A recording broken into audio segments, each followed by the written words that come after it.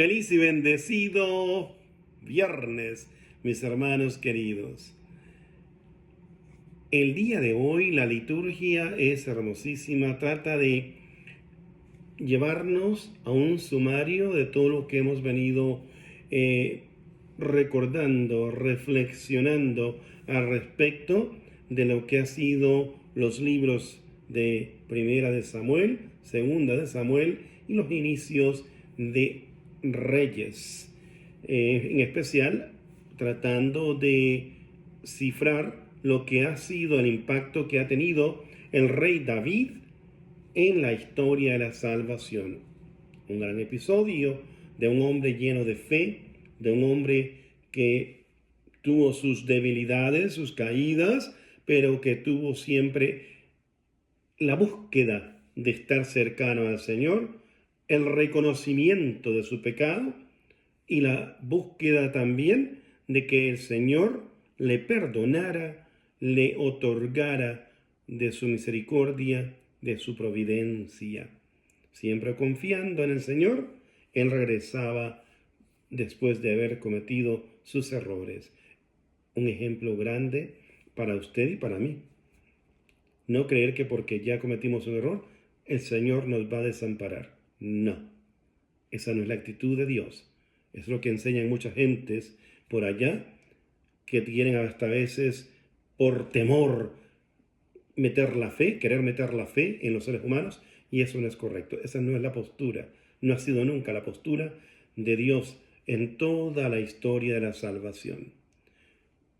Un libro que nos recuerda esto, y es que hoy la primera lectura es tomada de allí, de Sirácides, también conocido como el libro de Eclesiástico, que es un libro sapiencial que fue escrito, antes de Cristo, en el año 176, del 196, de hecho al 176, se cree que fue escrito y luego traducido en hebreo primero, originalmente, y luego traducido del hebreo a lo que es el griego koité.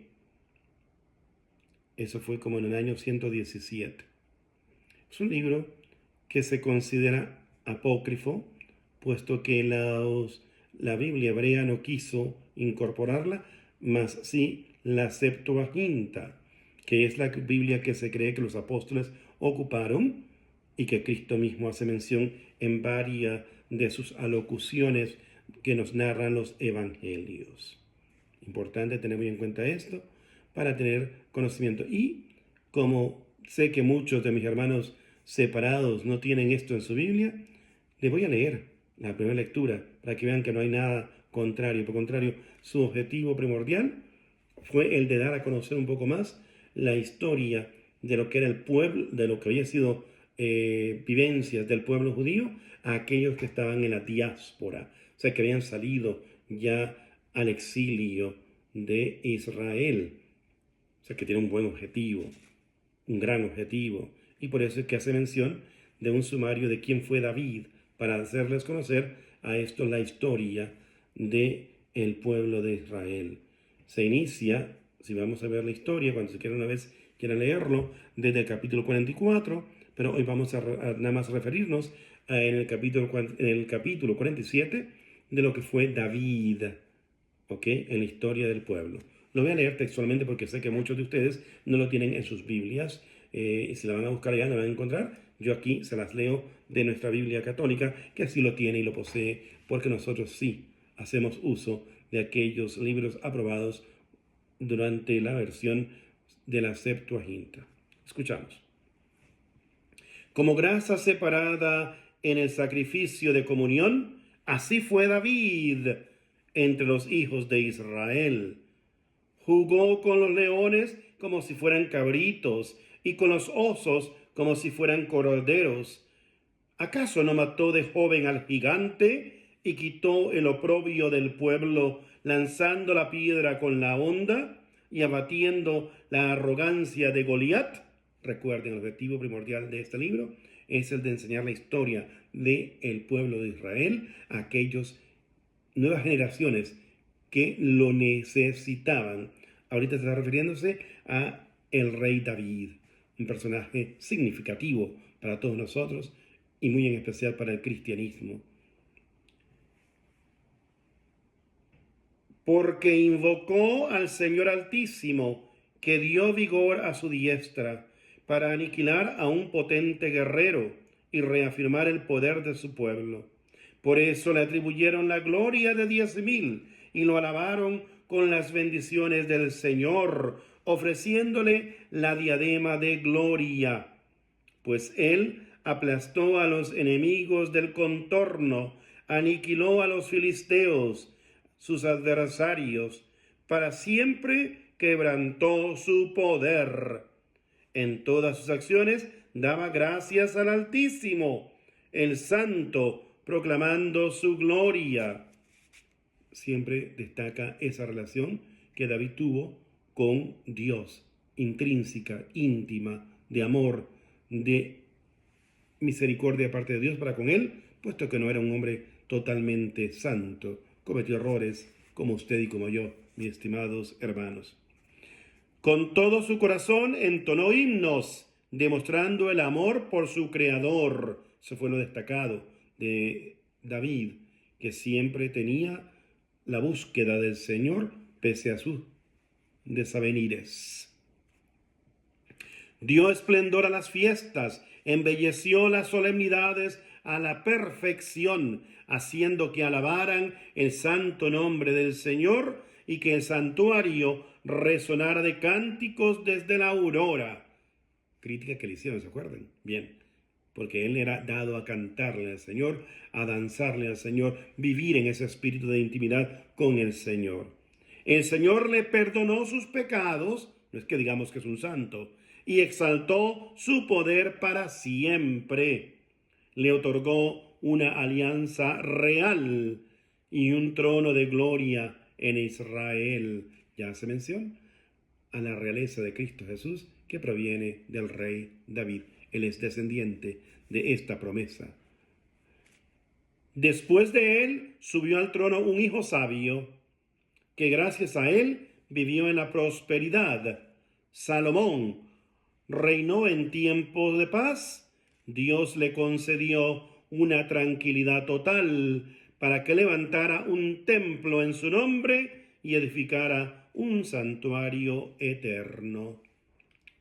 Cierra dando a conocer que Salomón, hijo de David, es quien originó el primer templo del Señor, el templo donde habría de radicar Dios omnipotente según su voluntad. Bien, cierra entonces todo este historial que hemos traído de David en los diferentes libros que se han venido meditando desde que comenzamos el tiempo ordinario en la primera lectura. Aquí se hace un sumario, seguiremos todavía leyendo Reyes, viendo lo que acontece después de la muerte de David, que la meditábamos el día de ayer, ¿se acuerdan? Bien. El Salmo es hermosísimo, Salmo 18, de ahí voy a destacar nada más el verso 50. Por eso te alabaré entre las naciones, en tu honor, Yahvé, cantaré. Al igual que David. David danzaba, David cantaba. Y el evangelio de hoy es largo, pero es digno de destacar lo que en sí tiene como enseñanza. Es de San Marcos, capítulo 6, 14 al 29. Tal vez lo busca mi hermano y me acompaña. Voy a leer un poco porque no quiero extender demasiado este pequeño espacio reflexivo. ¿Qué no es eso? Más que una reflexión. Bien. San Marcos, capítulo 6, 14 al 29. Dice así. Se enteró el rey Herodes, pues su nombre se había hecho célebre. Se refiere a que se enteró de la existencia de Jesús, de lo que se decía de Jesús. Algunos decían, Juan el Bautista ha resucitado de entre los muertos y por eso actúan en él fuerzas milagrosas, refiriéndose a Jesús. Precisamente Jesús habrá de preguntar esto, ¿no? A sus discípulos. ¿quién dice la gente que soy yo? Y vamos a hacer referencia de esto que aquí en este pasaje se nos narra. Algunos decían que era Juan el Bautista. Otros decían, es Elías. Otros, es un profeta como los demás profetas. Al enterarse Herodes, dijo, aquel Juan a quien yo decapité, ese ha resucitado. Tenía temor, sintió temor, pero nada que ver. Juan había sido el precursor de nuestro Señor. Y luego hace mención precisamente de la muerte del Bautista en los versos subsecuentes de este evangelio del día de hoy. Y leo, es que Herodes era el que había enviado a prender a Juan y le había encadenado en la cárcel por causa de Herodías, la mujer de su hermano Filipo, con quien Herodes se había casado. Porque Juan decía a Herodes, no te está permitido tener la mujer de tu hermano. Herodías le aborrecía y quería matarle, pero no podía, pues Herodes temía a Juan, sabiendo que era hombre justo y santo. Sabía de su santidad. Y ese es el pecado, cuando sabemos de algo que es agradable a Dios y lo hacemos nosotros contrario, le hacemos la contraria, buscamos cómo intrínsecamente ir por el camino diferente a la santidad. Y le protegía Herodes, y al oírle quedaba muy perplejo, pero le escuchaba con gusto. Herodes sabía de la santidad de el Bautista. Luego se narra la historia de cómo fue decapitado Juan, cómo fue entregado por las ansias locas de una demencia en una fiesta. Creo que ya todos conocemos esa historia.